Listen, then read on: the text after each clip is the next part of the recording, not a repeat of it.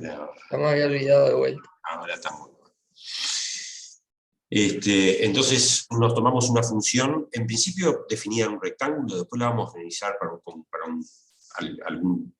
alguna familia de subconjuntos con alguna característica.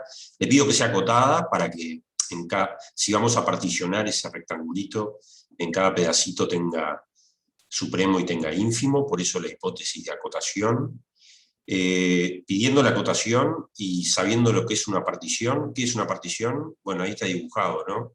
Particiono cada uno de los intervalitos y eso me subdivide al rectángulo, por más que sea en Rn, me lo divide en el rectángulo, en una cantidad finita de rectangulitos, digamos. Y entonces, ¿qué me defino como suma inferior? Lo que uno espera, la suma del prisma, que tiene como altura, ¿qué cosa? Que tiene como base cada uno de los rectangulitos de la partición, como altura el ínfimo. Es una aproximación por defecto. ¿Y que me defino como suma superior? Lo mismo, pero que tiene como altura el supremo. Entonces uno ve claramente, bueno, ahí hay un dibujito de lo que pasa cuando uno puede dibujar. Tengo un rectangulito ahí abajo de la partición y lo que tengo como techo es el gráfico de la función, y yo quiero calcular ese volumen, y entonces la aproximo por un prismita más chiquito o un prismita más grande, que tiene como altura el ínfimo o el supremo. Bueno, hay una propiedad bien interesante de las sumas inferiores y superiores, que quedó para que ustedes le hicieran como ejercicio, porque es muy parecida a lo que pasaba en dimensión 1. Cualquier suma, esto se lee así: cualquier suma inferior es menor o igual que cualquier suma superior. Y cuando digo cualquier, ¿a qué me refiero? A que no importa la partición. Si yo me agarro dos particiones cualquiera, dos mosaicos cualquiera del rectángulo, el dibujo que yo quiera, yo pongo baldosa, embaldoso el rectángulo con baldosa más chiquita, más grande, más chiquita, más grande, y cada uno hace el diseño que uno quiera, pero siempre lo que va a pasar es que la suma inferior para cualquier embaldosado es menor o igual que la suma superior para cualquier otro embaldosado. No hay que ser para el mismo. Porque para el mismo está claro. Para el mismo embaldosado está claro, porque ¿qué es lo que hago para el mismo embaldosado? Por un lado calculo altura ínfimo y por otro lado altura supremo. Entonces, término a término, los términos son menores o iguales. Así que si es la misma partición, si ese P y ese L, las particiones P y L son la misma, la propiedad es inmediata. Acá lo interesante de esta propiedad es que es para cualquier partición. Con lo cual, si pongo la recta real, sumas inferiores y sumas superiores son números reales, por lo tanto, ¿dónde se ubican? En la recta real. Luego de aceptar esa propiedad, divido las aguas. Todas las sumas inferiores que ya están marcadas en azul ahí, están a la izquierda de cualquier suma superior que está a la derecha. Eso lo puedo hacer por la propiedad esa anterior, ¿no? Todas están de un lado y las otras están del otro. Eso me permite decir que el conjunto de todas las sumas inferiores es un subconjunto de números reales acotado superiormente. ¿Por qué? Por cualquier suma superior. Y el conjunto de todas las sumas superiores es un conjunto no vacío de números reales acotado inferiormente. ¿Por quién? Por cualquier suma inferior. Bueno, por la completitud de los números reales. ¿Qué pasa con el conjunto A de todas las sumas inferiores? Tiene supremo. ¿Quién es ese supremo de A? Es la mejor aproximación por defecto a lo que yo quería, que era el volumen debajo del gráfico de la función. ¿Y cómo se le llama ese supremo? La integral inferior. Y se le pone el símbolo de integral. Integral, obviamente, ¿en qué dominio estamos trabajando? Donde está definida la f. No está definida la f en Q. No es unidimensional, pongo un chirimbolo de integral ahí, pero ese Q puede ser un cubo n-dimensional, con lo cual eso es una integral múltiple ya. Puede ser una integral en Rn, lo ponemos con un chirimbolo solo. Si tuviéramos dimensión 2, bueno, ponemos dos chirimbolos y le llamamos integral doble, cubo. Si tuviéramos dimensión 3, le ponemos 3 chirimbolos de integral y lo llamamos integral triple. Tenemos dimensión n, para no escribir n chirimbolos, escribimos un chirimbolo solo, pero que quede claro que es una integral múltiple, n-dimensional, definida en un cubo. Bueno, así que, ¿qué es el supremo de todas las sumas inferiores? Que está bien esto, es razonable, es decir, la menor de las cotas superiores es la mejor aproximación que yo puedo hacer por defecto. Entonces, ¿cómo lo llamo? Integral inferior. Y el ínfimo de las sumas superiores, ¿qué es? Es la mejor aproximación que yo puedo hacer por exceso. Entonces le pongo integral superior y le pongo una rayita arriba. Bueno, y esto me permite definir cuando una función es Riemann integrable. Acá viene la definición. Una función es Riemann integrable en un cubo, por lo menos en un cubo, con la función acotada, sí que, si esa mejor aproximación por defecto y esa mejor aproximación por exceso coinciden. Así que de nuevo, acá convencerse que la construcción es razonable y que todo lo que está planteado es razonable. O sea, desde el principio de todo lo que estamos repasando, desde qué es un cubo en dimensión n, qué es un cubo en Rn, qué quiere decir volumen, qué es multiplicar la longitud de cada uno de esos intervalitos, qué es una suma inferior, qué es una suma superior para una función acotada, qué es la integral inferior, qué es la integral superior, y finalmente, qué quiere decir una función es Riemann integrable, que es cuando esas dos aproximaciones óptimas por defecto y por exceso coinciden, es perfecto, está bien.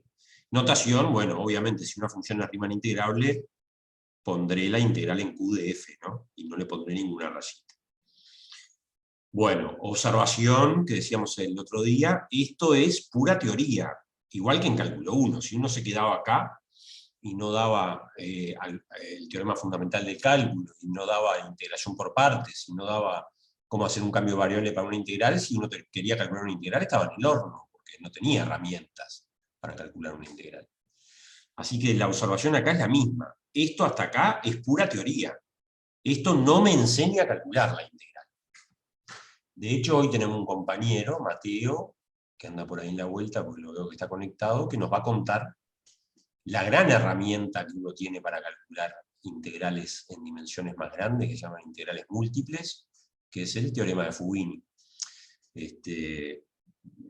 Vamos a Y tengo algún ejemplo también que es una herramienta muy clara, el teorema es para hacer ese ejemplo. Buenísimo, buenísimo, me parece espectacular. Nos llegamos ahora, en un ratito ya te dejo, Mateo. Dame unos minutos y ya te dejo. Bueno, una propiedad bien importante, que sirve para probar un montón de cosas, o pequeño teorema, o pequeña proposición, como ustedes quieran decir. ¿Qué quiere decir que una función es Riemann integrable? Una condición necesaria y suficiente para que sea Riemann integrable. No lean lo que está ahí. En palabras de idioma coloquial, español común y corriente, Riemann integrable, ¿qué quiere decir? Como la integral inferior y la superior tienen que ser iguales, Riemann integrable querrá decir que hay sumas inferiores y sumas superiores tan cerca entre sí como yo quiera. Es eso. Y lo que está diciendo esa propiedad, si ustedes la leen, es eso. Escrito en notación matemática, pero lo que está diciendo, ¿qué dice? Dice, dado un epsilon, que es el cual cerca yo quiero que estén, existe una partición del rectángulo, que es el dominio de la función, tal que la suma superior menos la suma inferior, que es la distancia entre esa suma superior y esa suma inferior, es menor que ese epsilon. Así que eso traducido en palabras, a ver si comparte conmigo, ¿qué quiere decir esto? Que si una función es Riemann integrable, hay aproximaciones por exceso y aproximaciones por defecto que están arbitrariamente cerca entre sí. Es fácil de probar eso, ¿eh? Esto que me decía Jimena, bien esta historia, porque las sumas superiores, a medida que uno afina, las particiones bajan, y las sumas inferiores suben. En la medida que yo hago el supremo o el ínfimo, que ahí es el pasaje al límite, cuando la norma de la partición tiende a cero, una función integrable, ¿qué quiere decir? Que ese límite PAC, estas dos cosas se pegan en el mismo lugar. ¿Dónde se pegan esas sumas inferiores y esas sumas superiores? En la integral, lo que llamamos la integral.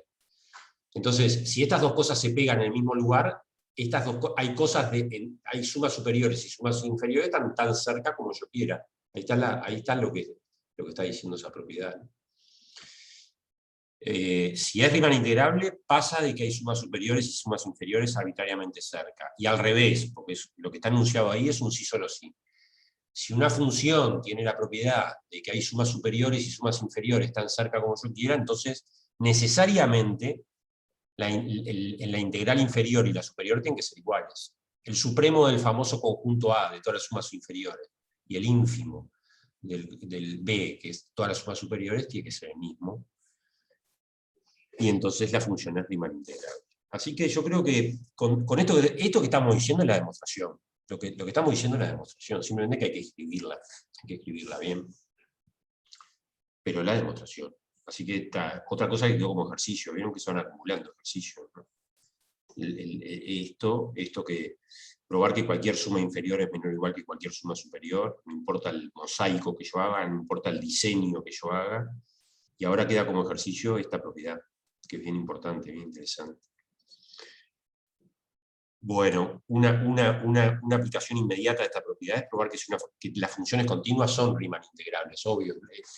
Pedir que una función sea integrable a Riemann es pedirle poco, verdaderamente, una función. Miren, la función puede ser un desastre, realmente puede ser un desastre, puede ser muy fea la función y sin embargo ser Riemann integrable. La función aquella que en el Cantor, en el conjunto de Cantor, aquel que habíamos trabajado cuando trabajamos en topología. El conjunto de Cantor, aquel era un ejercicio práctico de topología, ¿no? Yo no me acuerdo, pero sí.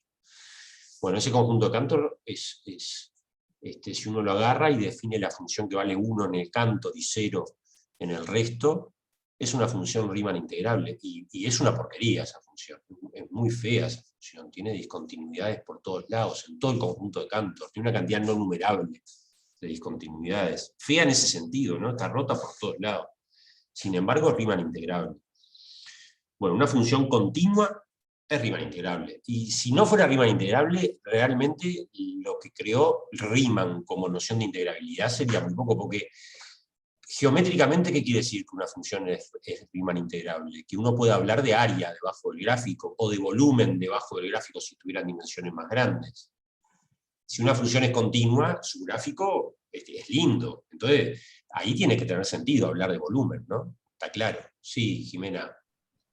Mi pregunta es, ¿viste que la de Dirichlet no es Riemann integrable? ¿La diferencia de Dirichlet y Cantor tiene que ver con que Cantor te da cerrados acotados?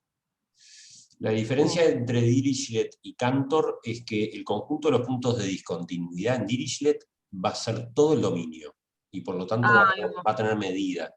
Y en el caso de Cantor, el conjunto de los puntos de discontinuidad es solo el Cantor, y el Cantor tiene medida nula, que es el concepto que vamos a empezar a elaborar ahora. Entonces, en realidad, si te tengo que responder, la verdadera diferencia entre Dirichlet y el ejemplo que acabamos de decir con Cantor, que es hacer Dirichlet en Cantor, es el conjunto de los puntos de discontinuidad. Es qué medida, qué peso tiene en términos de medida el conjunto de los puntos de discontinuidad de la función. Dirichlet, como es discontinua, como vos hacés que valga 1 en un conjunto denso, Cantor no es denso en el intervalo. Los racionales sí son densos en el intervalo. Entonces, cuando vos hacés Dirichlet, te estás haciendo 1 en un conjunto denso y 0 en el resto. Por lo tanto, va a ser discontinua en todos lados. Cantor no es denso. Está claro que no es denso, porque te acordás cómo es Cantor. Vos agarrás el intervalo 0,1, sacás el tercio al medio, después sacás el tercio. O sea que ya en el agujero del medio no hay nadie de Cantor. Por lo tanto, no están repartidos por todos lados. Así que la verdadera diferencia, si querés, está ahí. No hay densidad donde vos definís que la función vale 1 y el resto vale 0, ¿no? Entonces, finalmente, la diferencia real, que una sea Riemann integrable y la otra no, es qué medida tiene el conjunto de los puntos de discontinuidad. En ambos es no numerable, tienen el mismo cardinal, pero están repartidos de tal manera que uno tiene medida y el otro no. O sea, es uno tiene medida nula y el otro no. Cuando vimos el conjunto y aplicábamos Dirichlet en una banda y después hacíamos solo en una línea. Entonces, cuando lo hacíamos en una línea, lo que estábamos haciendo es eso, sacar la medida. Gracias. Exactamente. Por favor, compañera, no me tiene que agradecer, estamos para eso, acá.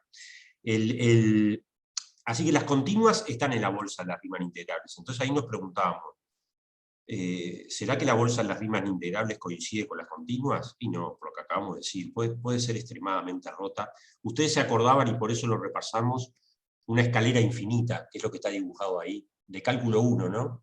Una escalera que crece, una escalera que sube, que es el gráfico, pero nunca se sale del cuadrado 0,1 por 0,1, está buenísimo.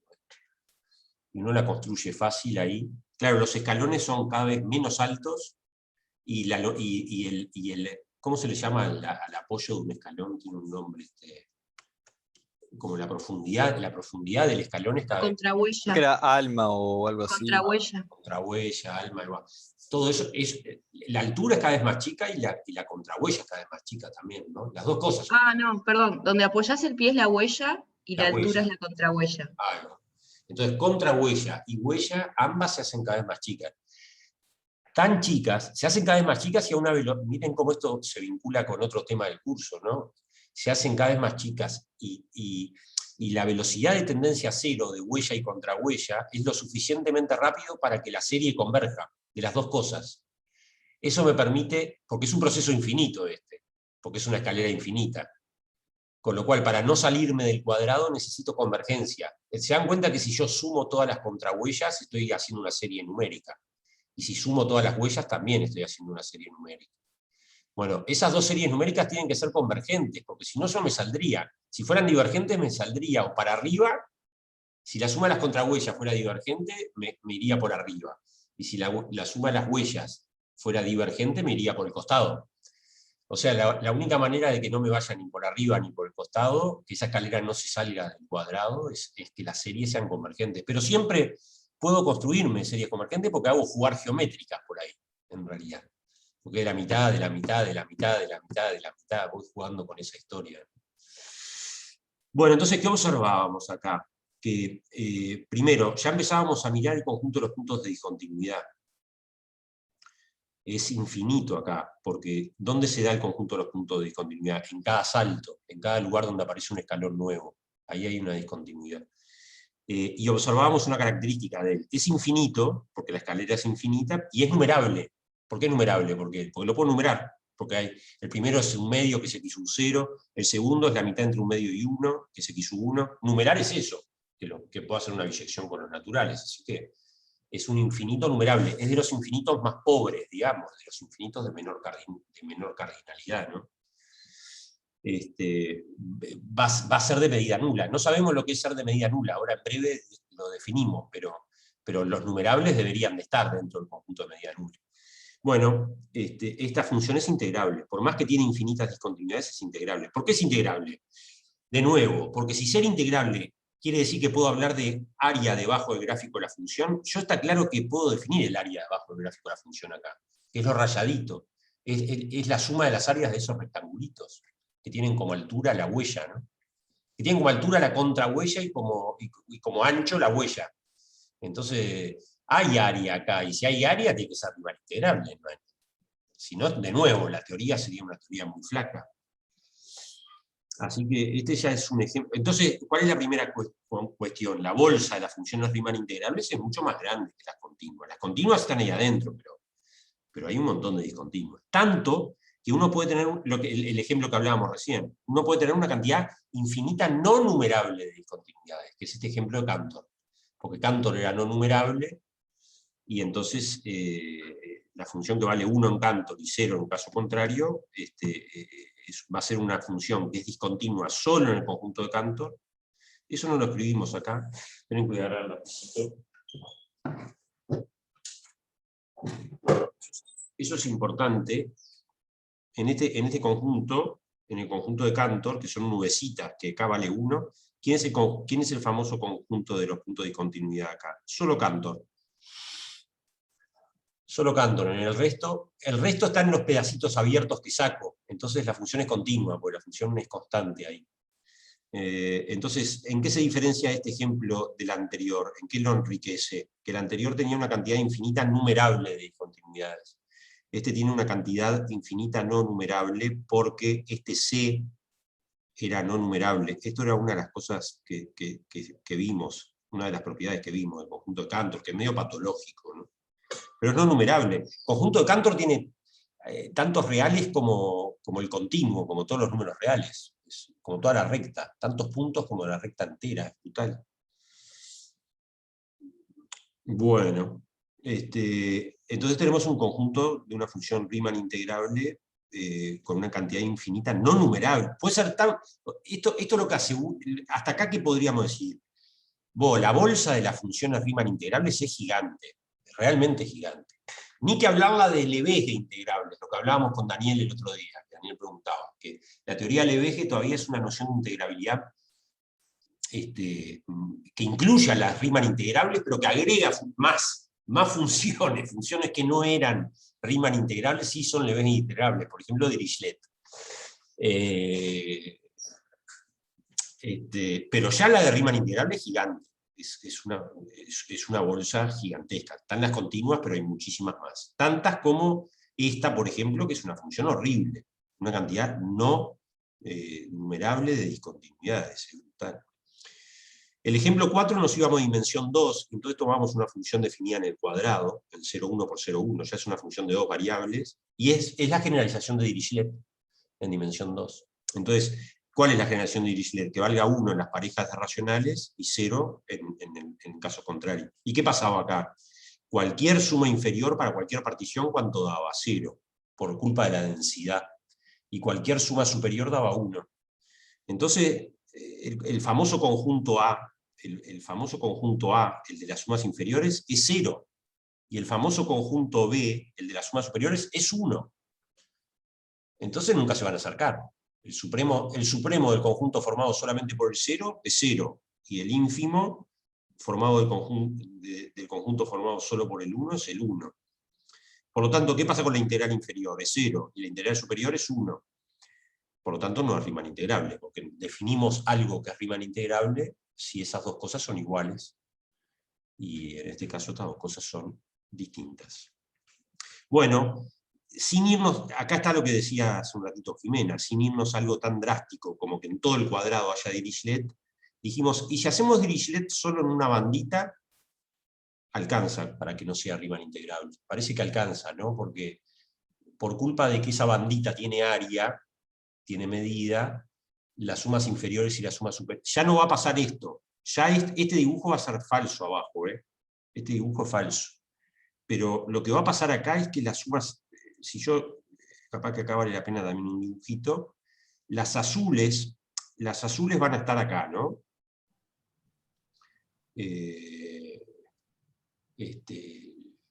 Yo qué sé, voy a tener azules por acá, y voy a tener amarillas por el otro lado, naranjas por el otro lado, pim, pim, pim. Pero lo que va a pasar es que el supremo y el ínfimo no se van a poder acercar. Llega un momento que el supremo de las sumas inferiores y el ínfimo de las sumas superiores no. Y ¿quién es el culpable de que pase eso? De que haya esta distancia positiva acá, que las sumas superiores y las sumas inferiores no se puedan acercar a menos de esta distancia. El verdadero culpable parece ser que la bandita esa tenga áreas que tenga medida. Y el verdadero culpable es que en esa bandita son los puntos de discontinuidad, ¿no? Por el D de F son todos los puntos de esa banda, en ese caso. Y todavía íbamos a algo más chiquitito. Entonces, si la verdadera razón de que sumas inferiores y sumas superiores no se puedan acercar es que el conjunto de los puntos de discontinuidad no tenga área, alcanza con hacer un Dirichlet en un islote muy chiquitito. El ejemplo 6, ese que aparece ahí, en todo el cuadrado vale 0. ¿Y qué hicimos? Agarramos un pedacito muy chiquitito, es como si hubiésemos dibujado una isla, un porotito muy chiquitito, de área arbitrariamente chica, y si ahí hacemos Dirichlet, ¿qué quiere decir que hacemos Dirichlet ahí, en A? Que en las parejas racionales de A vale 1 y en el resto vale 0. Marchó la integrabilidad, marchó, porque eso tiene área de nuevo. Entonces, el conjunto de los puntos de discontinuidad acá es A, y A tiene área, entonces, pácate. Claro, entonces uno decía, vamos al ejemplo 7, y acá decía, bueno, y tenemos una función que es discontinua en todo un segmentito, ahí yo creo que ganamos. Ahí ganamos. ¿Por qué ganamos? Porque parece que no va a tener área. El conjunto de los puntos de discontinuidad es insignificante, dice ahí, en términos de área. F va a ser Riemann integrable. No solo F va a ser Riemann integrable, sino que nos animamos a decir cuánto va a dar la integral en el rectángulo de F, y va a ser 0, porque es 0 en casi todos lados, ¿no? Salvo en un segmentito que no tiene área, así que realmente parece que esta función es Riemann integral. Bueno, ¿quién termina de dar respuesta a todas estas aproximaciones? Uno de los teoremas que yo siempre el otro día les decía que es uno de los teoremas más lindos de la teoría de integración, y que se debe al hombre que terminó haciendo una teoría de integración más general, que es Lebesgue. Bueno, y que logra demostrar una caracterización de la función Riemann integrable. Porque hasta ahora no tenemos una caracterización. La propiedad esta de que F Riemann integrable sí, solo sí, hay una suma superior y una suma inferior arbitrariamente cerca entre sí. Es una caracterización, porque es un sí, solo sí, pero no es muy práctica, porque para probarlo, para usarlo en términos prácticos, no. Esta otra sí, esta otra dice, bueno, finalmente, todos estos ejemplos anteriores parece que van en este sentido. Dice, una función es Riemann integrable, sí, solamente sí. El famoso conjunto de los puntos de discontinuidad, este D de F, tiene medida nula. Esa es la caracterización final. Y entonces, lo que vamos a hacer ahora es, aparecía medida nula entre comillas, pero vamos a decir qué quiere decir que algo tiene medida nula en un conjunto. ¿Sí? ¿Qué quiere decir que un conjunto incluido en Rn tiene medida nula? Y yo lo que les voy a decir es, me voy de acá porque estaba la clase de práctico metida ahí. Entonces, voy a abrir otro archivito PDF.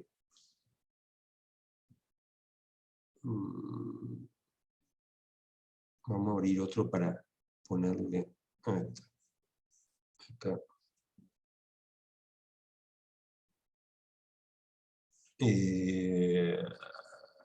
Esta es la clase de hoy es ¿cuánto? 16, ¿no? 16 del 6. Sí. Bien. Bueno, entonces, ya que habla de medida nula esto, tenemos que definir qué es algo de medida nula, ¿no? A ver si les parece que esto es una buena definición. Yo digo medida, imagínense que estoy en el plano, ¿no? Imagínense que estoy en un cuadrado. Y lo que dibujo es una curvita ahí. Yo diría que esto debería estar dentro de la definición de conjunto de medida nula. Y a ver si lo que voy a hacer está bien. Medida nula, en términos, si estoy en el plano, parecería ser, a ver si lo digo en idioma español, antes de zamparles la definición, sería si lo puedo... No tiene área. ¿Eh? Que no tiene área. No tiene área. Ahí va, que no tiene área. Pero hay que tratar de buscar una definición para decir que algo no tiene área. No tiene área, a ver si es equivalente a esto. Si lo puedo cubrir con cositas, tal que la suma de las áreas de las cositas con lo que cubrí es de área arbitrariamente pequeña. Es decir, algo no tiene área, miren, a ver si está razonable lo que les digo. Algo no tiene área si lo puedo cubrir con algo de área arbitrariamente chica. Por ejemplo, ¿A qué le llamas cubrir con algo de área? y cubrir con algo que sí tenga área. Por ejemplo, acá yo... Una cinta. Esto lo puedo cubrir con una bandita, claro, una cintita, ¿no? Así, pácate. Entonces cubrí la curva con una bandita y les digo que esta bandita tenga área menor que epsilon. Y epsilon es un epsilon arbitrario. Entonces yo creo que, a ver si la definición tendría que decir algo así. Claro, esto si fuera un algo acotado así. Pero me parece que en el plano también una recta infinita debería no tener área. A ver, ahora estoy dibujando una recta infinita. La cosa, ay, perdón. Y dale, Mateo. La cosa sería que para todo epsilon, o sea, el ancho de la Sí. bandita, siempre vamos a encontrar Una uno banda. más chico. Para, Una banda más chica que eso. Si para todo epsilon la línea existe una banda que cubre a mi conjunto, tal que el área de la banda es menor que epsilon. Sería una cosa ahí así. va para todo epsilon. Para todo epsilon, eso. Pero claro, capaz que no me alcanza con una banda sola, porque imagínense que ahora quiero hacer el mismo razonamiento para la recta, una recta infinita. Estoy en el horno acá, ¿no? Si hago una banda sola, estoy medio en el horno. ¿Por qué? Porque una banda que es acá, es moverme epsilon para arriba y epsilon para abajo. Entonces tengo un rectángulo que tiene longitud infinita. Y si tengo un rectángulo que tiene longitud infinita, ¿qué área tiene eso? Largo, que es infinito, por ancho, que es 2 epsilon. Pero eso es infinito. No, entonces hay que hacer algo distinto. Con una recta, capaz que lo que hay que hacer es primero cubrir acá con algo que tenga una determinada área y después hacer qué cosa con el anchito de la bandita. Ir haciéndola, a ver si se entiende el dibujito, cada vez más chiquitita. Y que la velocidad con la que estas áreas van tendiendo a cero sea lo suficientemente rápido para que la suma de esas infinitas áreas, que va a ser la suma de una serie, sea convergente y sea arbitrariamente chica además. A ver si entendieron eso que dije. O sea, lo que estoy diciendo es que la recta la voy a cubrir con un rectangulito R1, un rectangulito R2, un rectangulito R3, uno R4, uno Haces lo que R. haces siempre, que estás sumando infinitos y tenés problemas. Ahí Lo pasás va, como lo que discreto. la velocidad vaya teniendo a cero. O sea que parece que hay que tener un poquito más de cuidado en que quizás no me alcance con una banda sola para cubrir. Parece que si es compacto sí me alcanza con una de repente, pero si no, necesito una cantidad, ahora sí, a ver si me lo dicen, una cantidad, alcanzaría con una cantidad como, vieron que yo los numeré, los rectangulitos puse R1, R2, R3, R4, R-1, R-2, R-3, lo que iban para otro lado, una cantidad como... Infinito numerable. Ah, eso me gustó, una cantidad infinita numerable. Nos estamos acercando a la definición. A ver, yo me agarro un subconjunto A incluido en Rn. En Rn, es una noción en Rn, puedo ir a dimensión n. Entonces yo digo que A tiene medida nula, A tiene, ahora después si estamos de acuerdo le ponemos nombre de definición a esto. A tiene medida nula, notación M.O. medida nula, A tiene medida nula, si, a ver si lo digo bien, dado epsilon positivo, que es la medida total de lo que voy a sumar como área, existe una familia, vamos a llamarle R sub I, con I perteneciente a los naturales, de rectángulos, tales que dos propiedades. Primera propiedad, ¿qué tiene que pasar? La unión de los rectángulos me tiene que cubrir a todo A. A está incluido en Eso. la suma de los RI, la unión de La los RI. suma sería la unión, ahí va, la unión de 1 a infinito de los R sub I, de los rectangulitos. A tiene que estar incluido. ¿Y qué otra cosa tiene que pasar? Que la unión de los R sub I tiene que tener un área finita. O sea, ¿cómo lo escribo? Que la sumatoria es una serie. La serie de los R sub I tiene que ser convergente. ¿Qué cosa de los R sub I? Estamos en Rn. ¿Qué cosa definimos hoy al principio, que la repasamos? ¿Cómo se le llama? El producto cartesiano. Al producto de las longitudes de los intervalitos, ¿cómo se le llamaba? Volumen, ¿no? En general, la suma del volumen de los R sub I, que es una suma infinita, esta, ¿cómo tiene que ser? ¿Qué tiene que pasar con esta suma de los volúmenes de R sub I? Miren cómo empezó la definición. La definición empezó A incluido en R. A tiene medida nula, sí. Dado epsilon, existe. El epsilon no entró todavía. ¿Qué tiene que pasar con esta serie? ¿Cómo tiene que ser? ¿Menor que cuánto? A ver. Menor que infinito. A ver. Me agarré un subconjunto de Rn. A tiene medida nula, si lo puedo cubrir con una cantidad de cosas que tengan área, tal que el área de lo que usé para cubrir sea menor que quién. Sea arbitrariamente chica. Ah,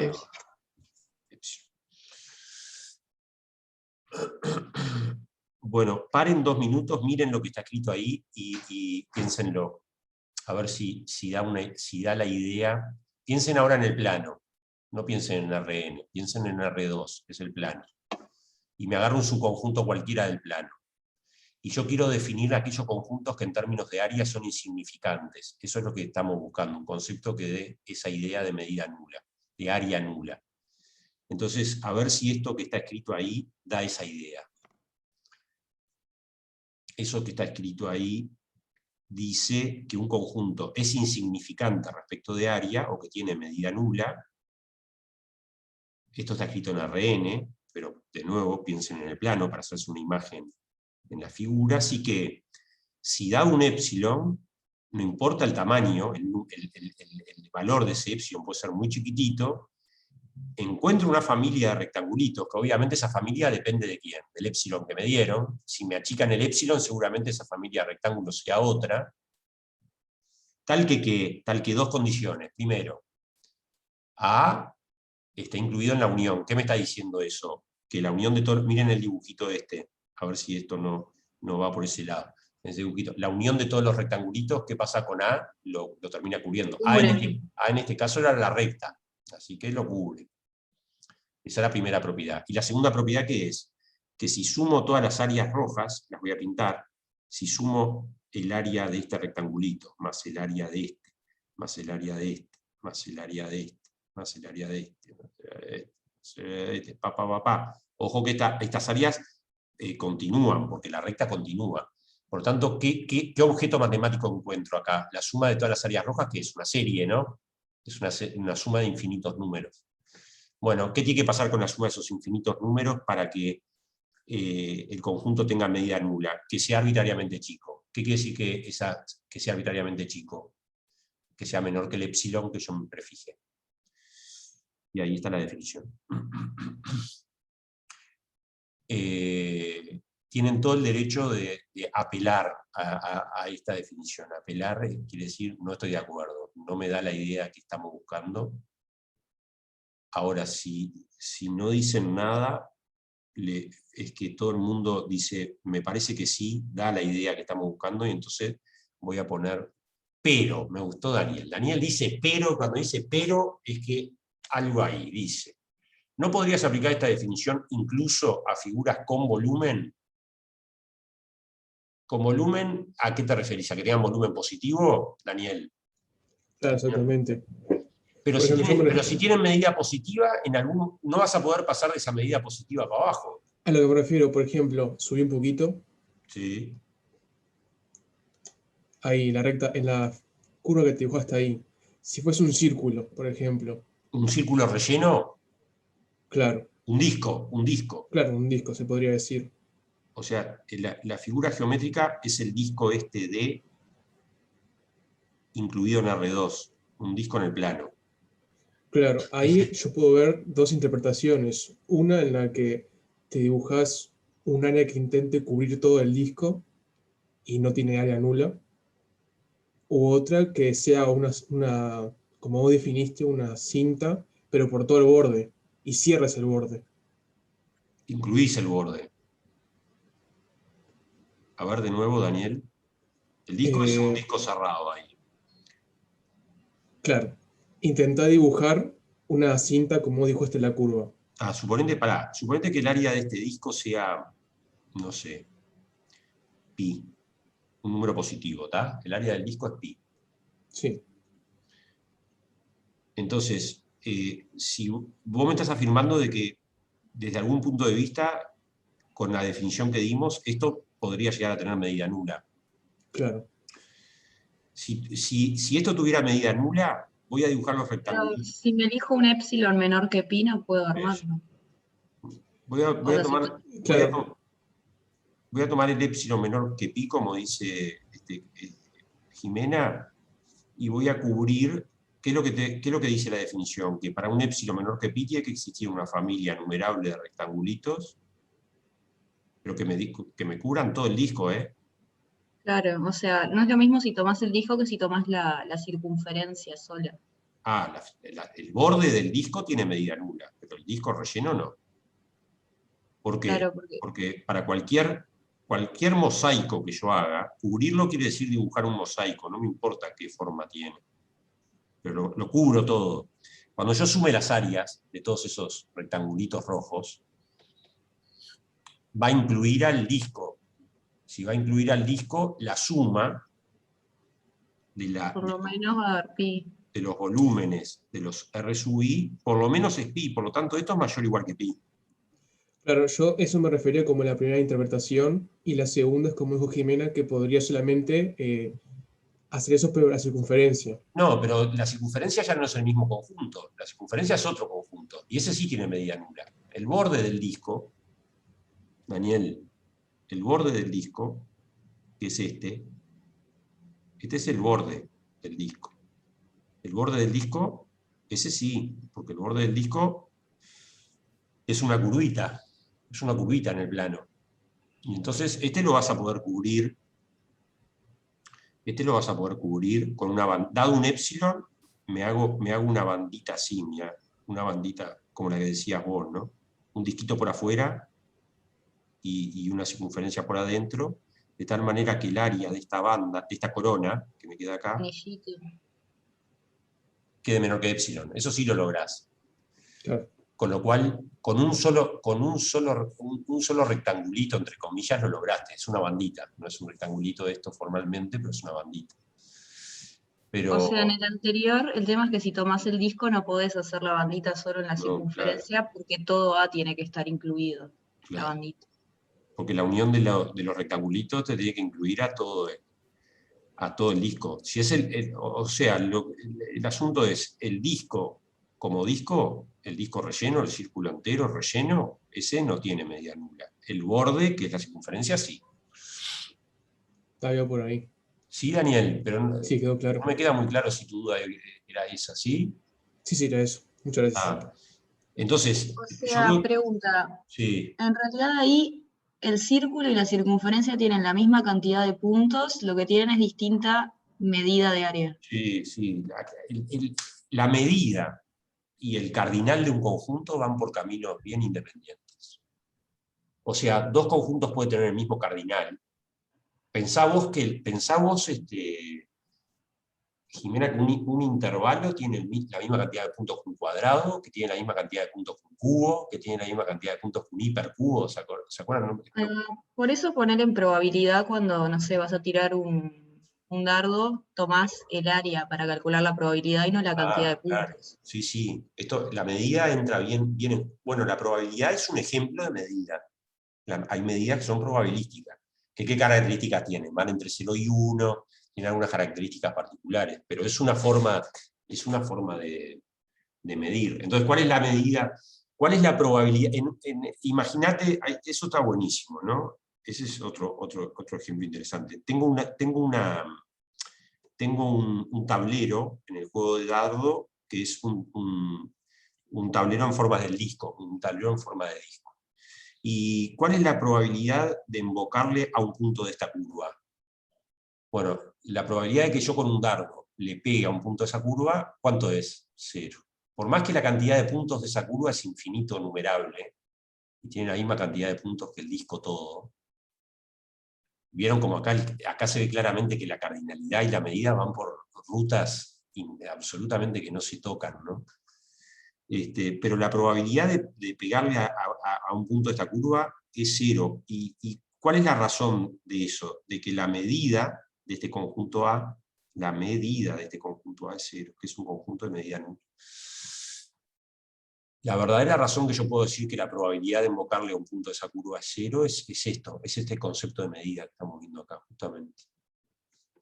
Entonces, claro, y vos vas a decir, increíble. Porque la probabilidad, ¿qué es? La probabilidad que uno nos dan en el liceo, ¿cuál es? Casos favorables. La probabilidad que uno nos dan es la clásica cosa que dice casos favorables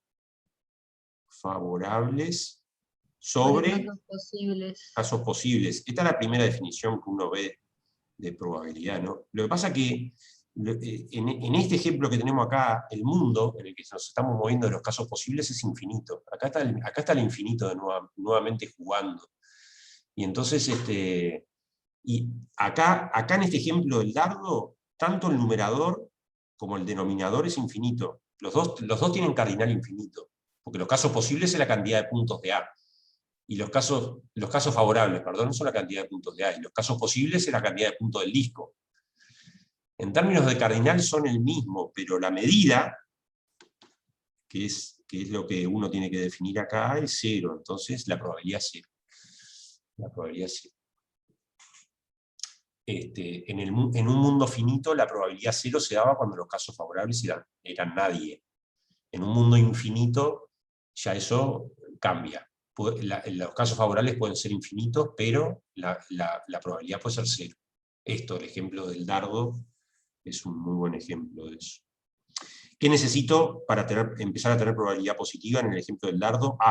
Dibujame, aunque sea un islote, pero lo importante es que este islote que tenga área. Sí. Si ahora vos me preguntás cuál es la probabilidad de invocarle con el dardo a ese islote B, ¿cuál es la probabilidad? El área de B sobre el área de A. Algo así como la medida de B sobre la medida del disco. Ahí va. La medida de B sobre la medida del disco. Pero como la medida del disco es una constante, es la medida de B. Esencialmente es la medida de B. Uno O lo sea, hace que el sobre, disco es el universo, decís. claro, uno lo hace sobre la medida del disco para que quede un número entre 0 y 1 y que sea una probabilidad, pero es la medida de B. Así que, claro, ahí, acá se ve claramente. Si me haces por más que sea muy chiquitito ese islote, pero si tengo isla, si tengo área, entonces la probabilidad empieza a ser positiva. Recién ahí empieza a ser positiva. Si no tengo área, si me dibujas una hélice infinita, por más que esto no termine, una hélice que se va enroscando y enroscando y enroscando, eso sigue teniendo medida nula. ¿Cuál es la probabilidad de pegarle a ese caracol infinito, a ese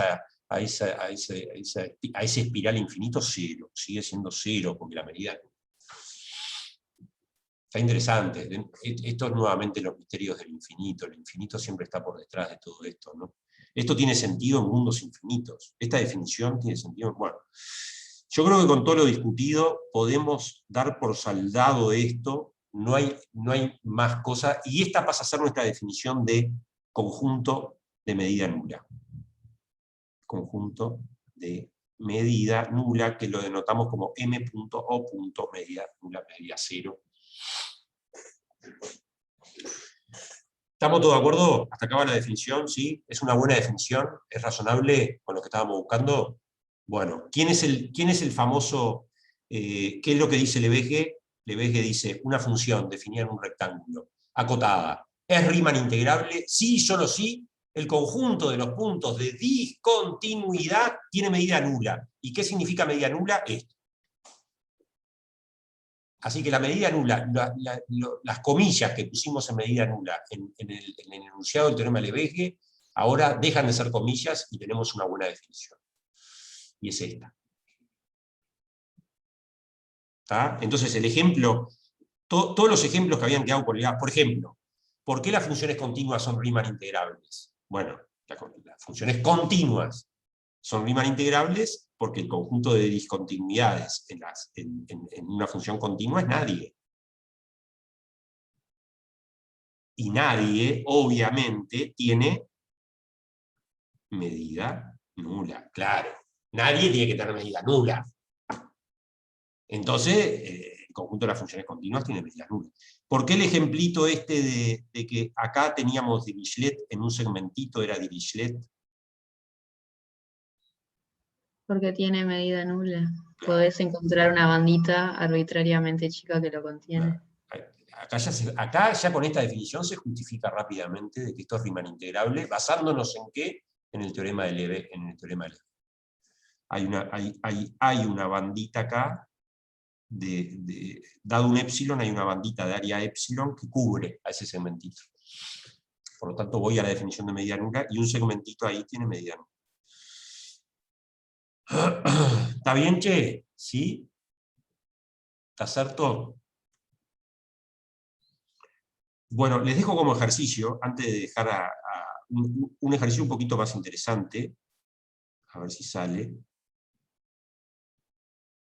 Miren como una perturbación del ejemplo anterior, ¿no? De nuevo, una función definida en el cuadrado 0,1 por 0,1. Cuando yo escribo 0,1 por 0,1 al cuadrado es 0,1 cartesiano, 0,1 es el cuadrado, 0,1 por 0,1.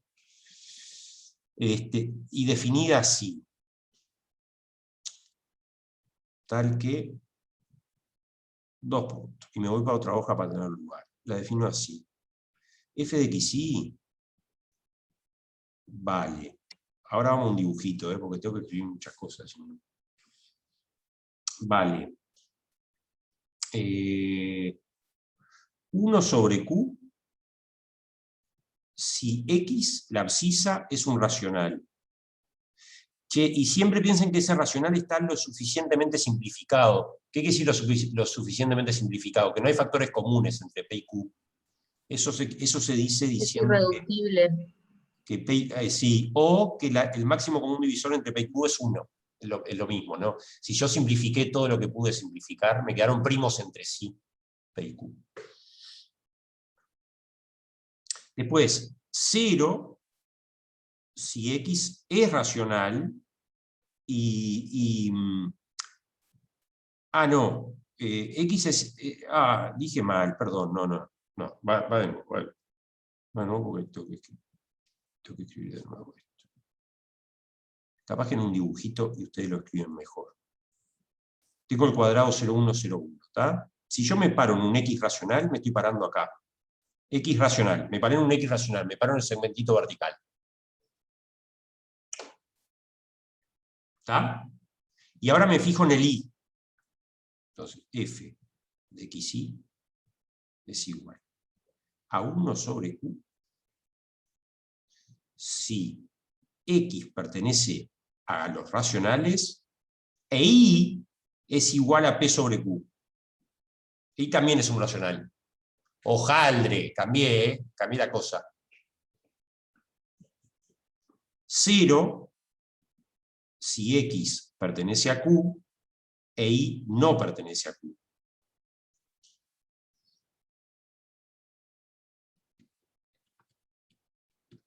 Y 0 si x no pertenece a q, independientemente de cuánto valga y.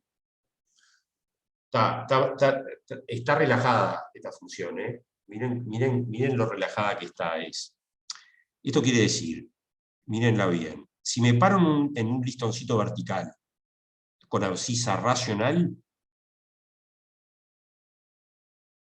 ahora miro cuánto vale la ordenada. Si la ordenada es p sobre q, si la ordenada del punto, este es el dominio de la función, si la ordenada del punto es p sobre q, la función cuánto vale en este punto, mírenla, a ver si me la entendieron, cuánto vale en este puntito de coordenadas x. 1 sobre q. Vale 1 sobre q.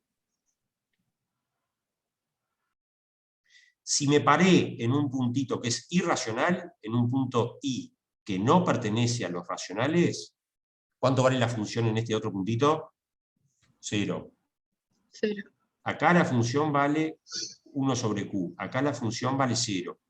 Y si me paré en un listoncito vertical donde el x no pertenece a q, Todo el listoncito vale 0. en todo el listoncito vale 0. Eso es lo que está diciendo.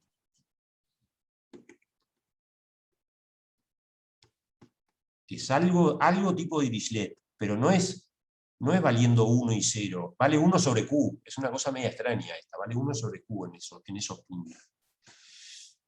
Bueno, entonces acá yo tengo varias cosas para preguntar. Primero, identificar quién es DDF. Identificar quién es el famoso DDF, porque ¿quién va a ser DDF? Me va a decir si esta función tan rara es Riemann integrable o no. Y la segunda cosa es f Riemann integrable? Esto. ¿Es f Riemann integrable? Y la tercera cosa, capaz que puedo preguntar, no sé si sale, ¿eh? Yo creo que sí. Pero la tercera cosa, si la respuesta, si 2 fue afirmativa, ¿qué quiere decir si 2 fue afirmativa? Si llegaron a la conclusión que la función era Riemann integrable. Entonces, si 2 es Riemann integrable, entonces calcularla. Entonces, calcular, ya que es Riemann integrable, calcular la integral en 0,1 cuadrado de f. ¿De dónde está definida, no? Está definida en el cuadrado esta función. Che, esto es una integral doble, ¿eh? Esto es una integral doble. Porque es una función que tiene dominio en R2, ¿no? Una parte de R2 en el cuadrado es el 1 por 1. Otra notación para esto, ya que es una integral doble y que es más acorde a lo que les aparece a ustedes en el práctico, es la integral doble del 0,1 cuadrado de f de xy de x de y. Es otra manera de escribirlo bien.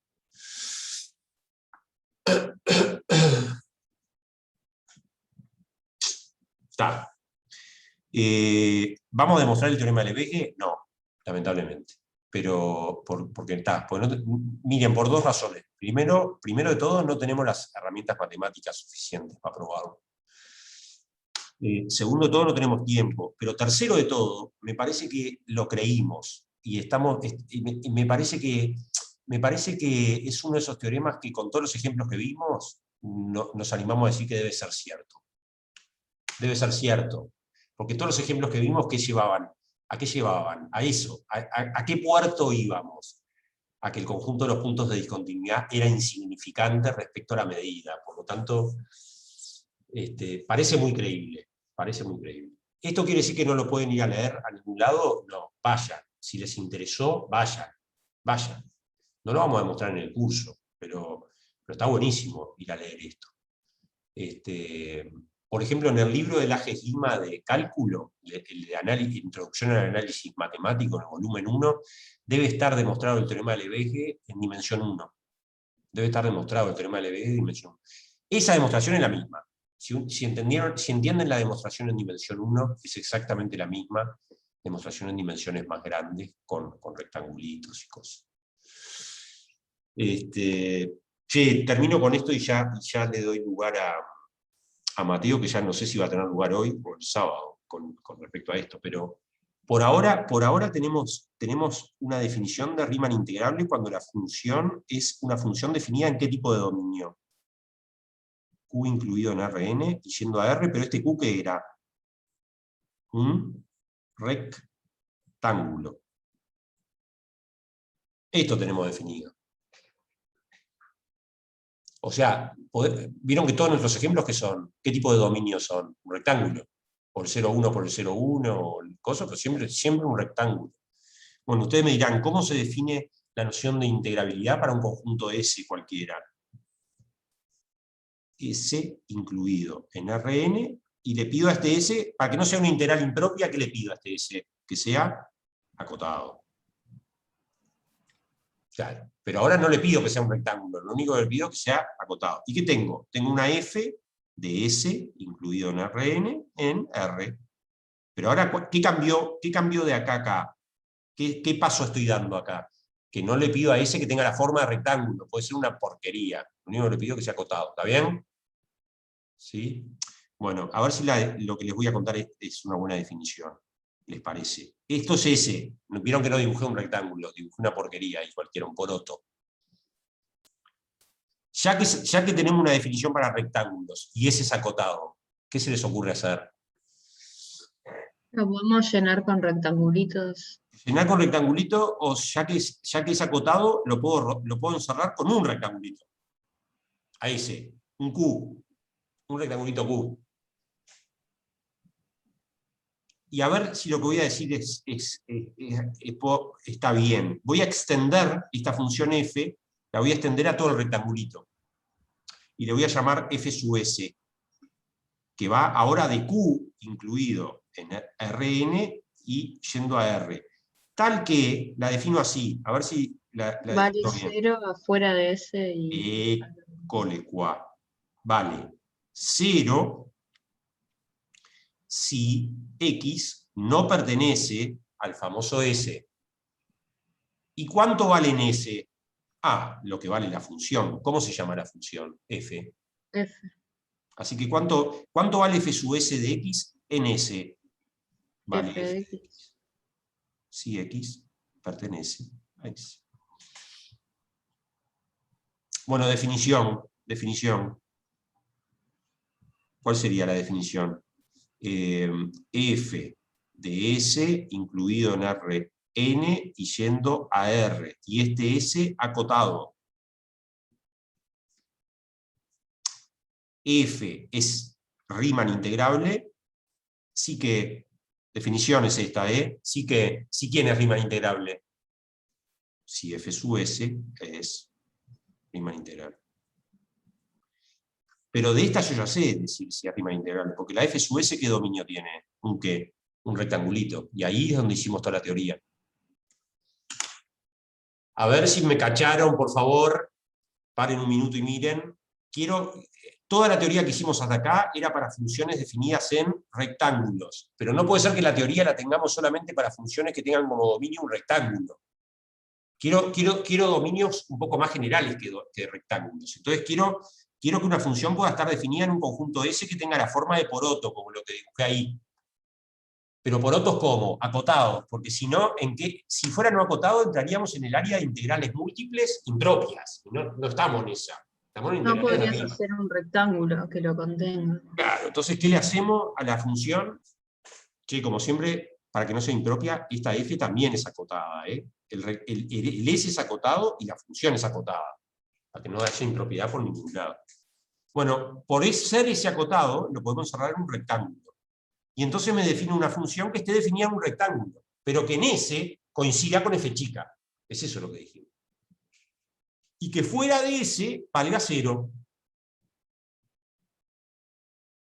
Bueno, f es Riemann integrable, sí que si la f sub s es Riemann integrable. Pero yo una definición para f sub s ya tengo, porque está definida. Che, y además, ¿qué va a pasar? Y además, ¿qué va a pasar? Y además, ¿qué puedo decir? Que la integral en S de f es igual a la integral en Q de ¿quién? De f sub De s. f sub s.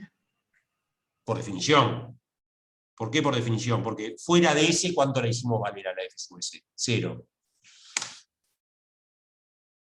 Terminó. Terminó. Ahí sí terminó. Bueno, ¿qué propiedades? Miren, termino con esta observación. ¿Cuál es la propiedad de S para que la función... ¿qué propiedades tiene que tener S para que la función sea...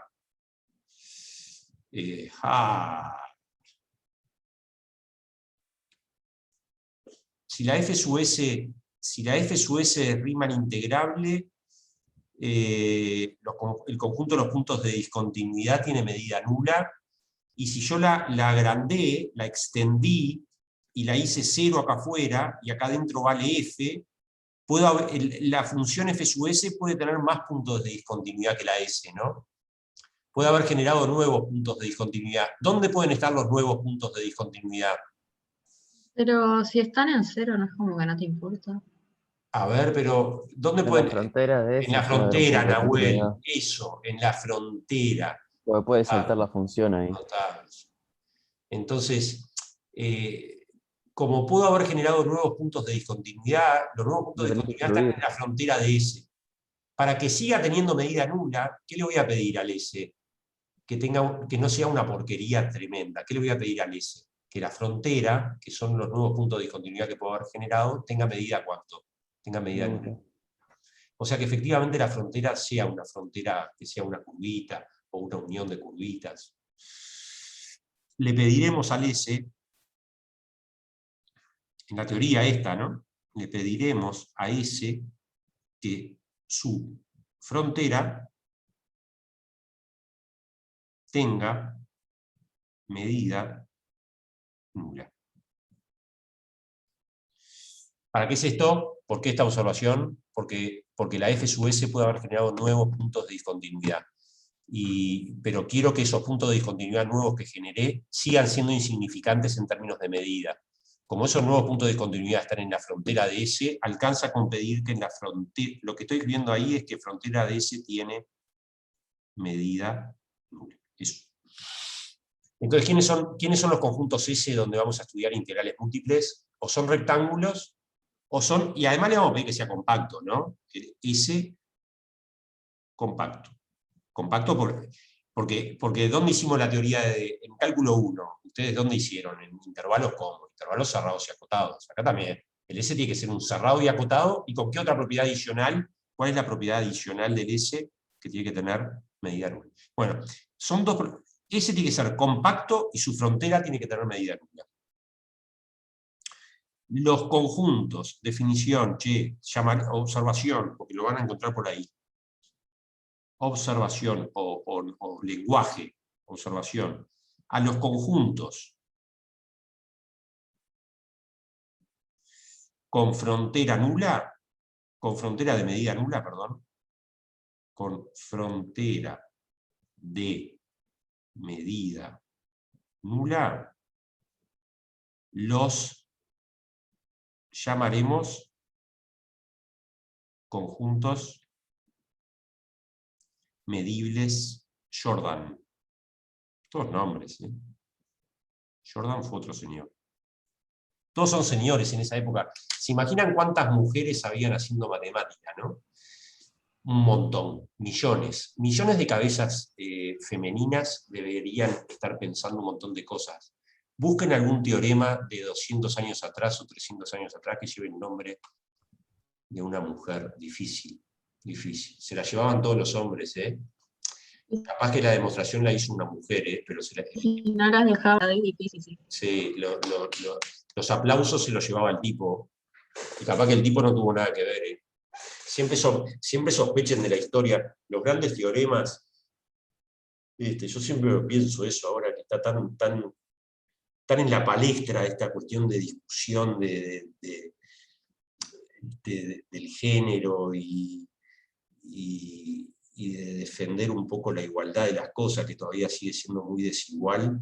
En la ciencia, las grandes cosas rimbombantes que tienen nombre y apellido, son muy poquitas las que llevan nombre y apellido de una mujer, ¿no? Muy poquitas. Entonces uno sospecha, tampoco la dejaban entrar en las universidades, sí, pero muchas estudiaban solas, muchas estudiaban, y seguramente creaban conocimientos súper interesantes. Uno sospecha que cuando uno pone teorema de Lagrange, o teorema de Bolzano, Weierstrass, ¿no? Los grandes resultados ahí, y Riemann, y Leibniz, los grandes matemáticos de la historia, yo creo que deben haber agarrado material creado por mujeres, muchísimo material creado por mujeres, pero no podían estar públicas, ¿no? No podían ser publicadas. ¿Qué ibas a decir, Jimena, que querías hacer? No, no. Si quieren leer sobre eso, está bueno El segundo sexo de Simone de Beauvoir.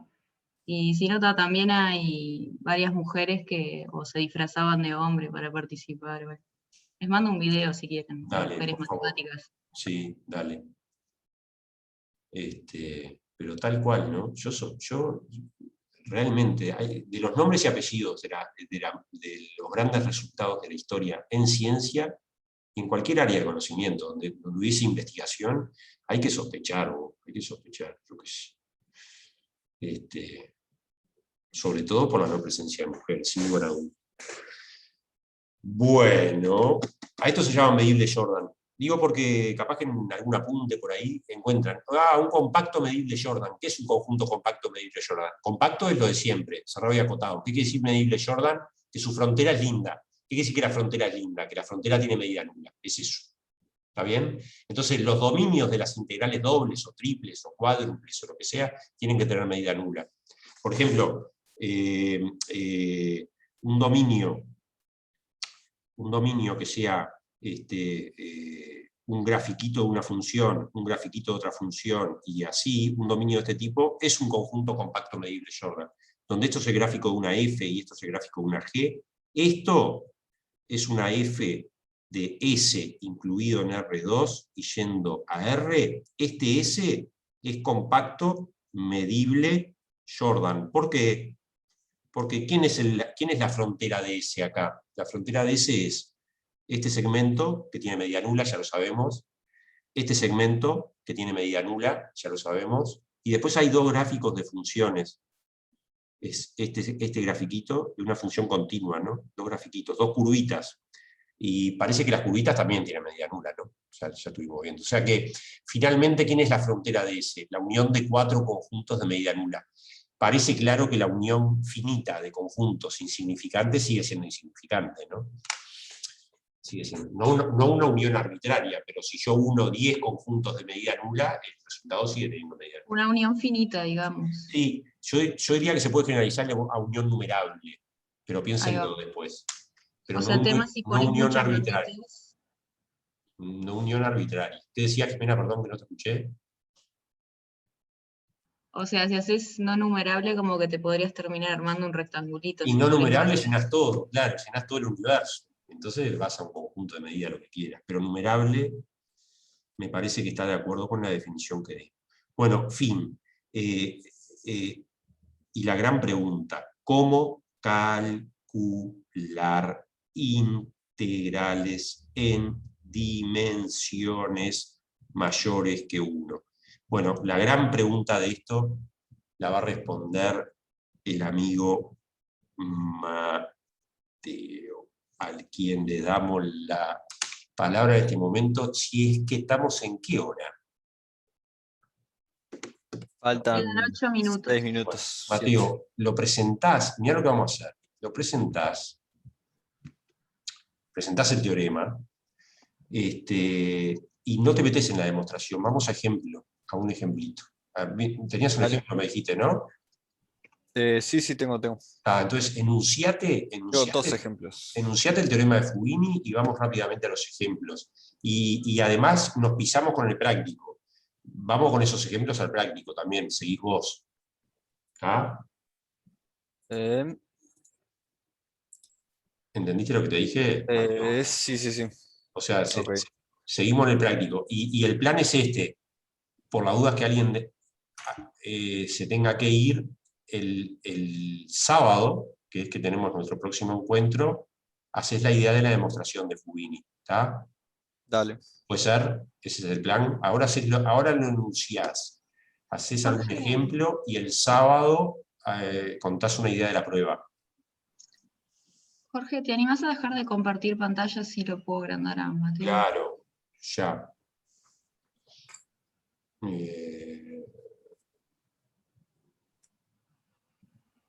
Eh, Tengo que definir una función en un intervalo. Este sería intervalo de x. ¿Se ve? Lo veo medio borroso. yo también te veo borroso, sí. Está como desenfocado, no sé. Lo veo así también. Pero Mm, capaz que si escribís con lapicera se ve mejor. A ver, Si no te Te complica. iba a decir eso si te animas a cambiar el grafo del lápiz. a ver. Está medio Porque con el que difícil elegiste cambiar el el grafo de título, lápiz. no, pero con un grafo más grueso, con más blanda Uso en realidad. 2B, pero pará. Em, Ahí se ve mucho mejor. Dale, bien.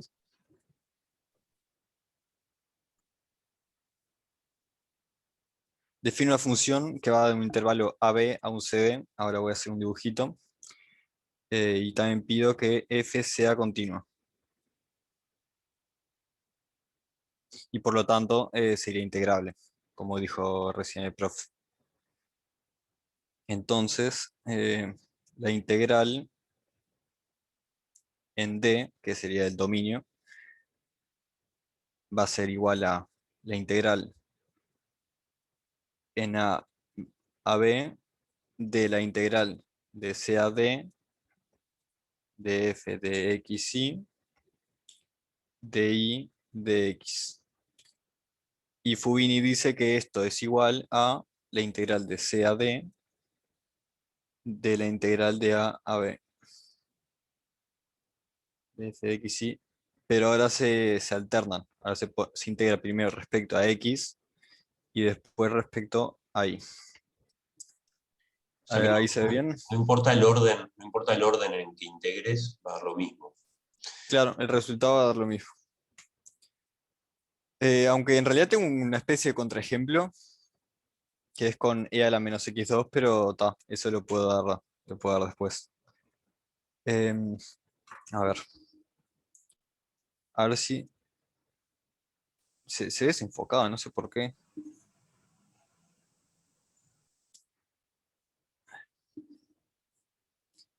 El dominio, estas serían las x, sería AB y CD. En realidad hay dos teoremas de Fubini. Hay uno que integra cuando el dominio es un rectángulo, un cuadrado, y otro que integra cuando el dominio es un círculo o otra forma diferente. Pero no va a dar el tiempo ni de onda para dar la otra. Así que está.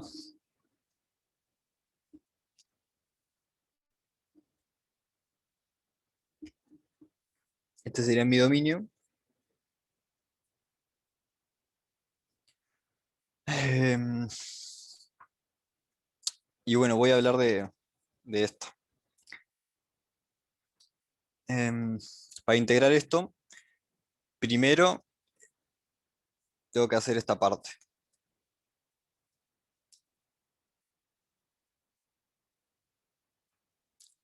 Que es una integral, si yo fijo un x, tomo un x techito, que sería este,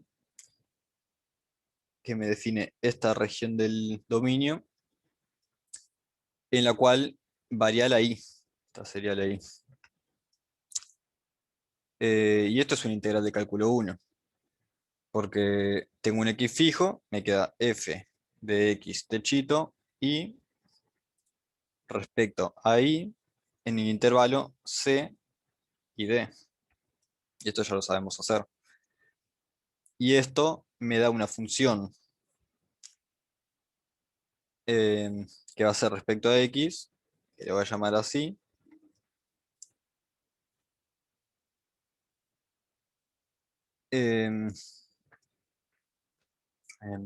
¿Cómo lo explico?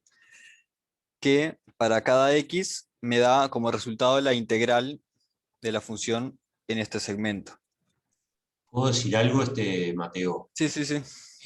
Imagínense que arriba de ese rectángulo está el gráfico de la función, ¿no? Está la superficie. Arriba del rectángulo está la sábana, digamos, el gráfico de la función f. Ese es el dominio, el rectangulito. Entonces lo que están haciendo es... Tan, tan, tan, tan, tan. ¿Me fui? Ahí volvió, ahí volvió. Volví. Ahí Ahora- volviste. Te fuiste, sí. Te voy Ahora a decir volví. algo y intriga. Ahí va. Sí, sí. No, estaba diciendo esto. Imagínense que arriba del rectángulo está la superficie, ¿no? Está el gráfico de la función ahí, la sábana.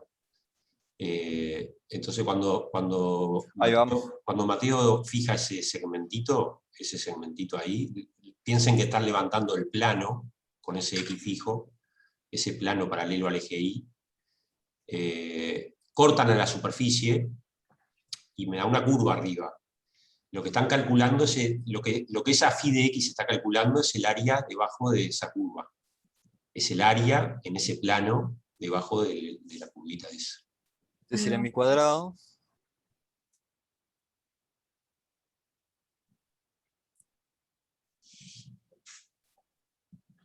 Exacto, ahí va, ese dibujo está bueno. Esta sería mi función. Sí, No sé si se entiende. sí, Y lo que estaría haciendo sería, este es mi X techito, sí. lo llevo hasta el dominio.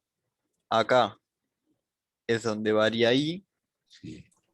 y lo subo hasta mi función. Ahí va. Y phi de X sería el área de esa región. Eso, Sería esta área. esa área. Y después la vas como a extruir en el otro sentido. Claro, y después integro respecto a esta a X techo. Lo hago lo tomo como variable, varía en este intervalo. Y ta. Y Fubini lo que dice es que eso es lo mismo que hacerlo al revés.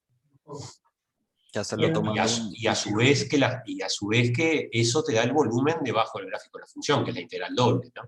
O sea, Claro, está claro. buenísimo. No solo La dice integral en el dominio. que calcular el área de esos cortes laterales, que son es calcular una integral unidimensional y después integrarla en el otro sentido, te da el volumen. Claro, te da volumen. Es brutal. Y esto sí es una herramienta práctica, porque claramente una integral en dimensiones grandes uno la puede ir calculando como integral en dimensiones, n integrales en dimensión 1, digamos, ¿no? Y le puede aplicar todo lo que ustedes saben de integral en dimensión 1, claro. Esto sí. Claro, claro, claro. Esa sería la idea. ¿Ya querés que que ponga el ejemplo o lo...? No, hagamos una pausa, así se sube alguna gente del práctico, capaz que entran ahora. Paramos 10 minutos y volvemos, ¿les parece? Son 11 y 2. Sí, Jorge, Sí, un comentario. ¿Viste que mandaste que te mandemos las presentaciones en un mail? no, que me manden. ¿Quiénes las hicimos Sí, eso, y y el qué tema? era. Sí. Ahí va. No sé si los demás mandaron, pero si quieren mándenme y ya mando un mail con todos. Me ponen acá por el chat. A mí ya me mandaron unos cuantos, Está. pero como quieras. Y de vos me mandó Daniel. Ah, ¿te mandó Daniel? Listo. Daniel ya me mandó un correo, sí. Está buenísimo. ¿Está? Bueno, paramos 10 minutitos y nos vemos. ¿Seguís, Mateo? Dale, dale, dale. Dale, nos vemos ahora. Nos vemos ahora.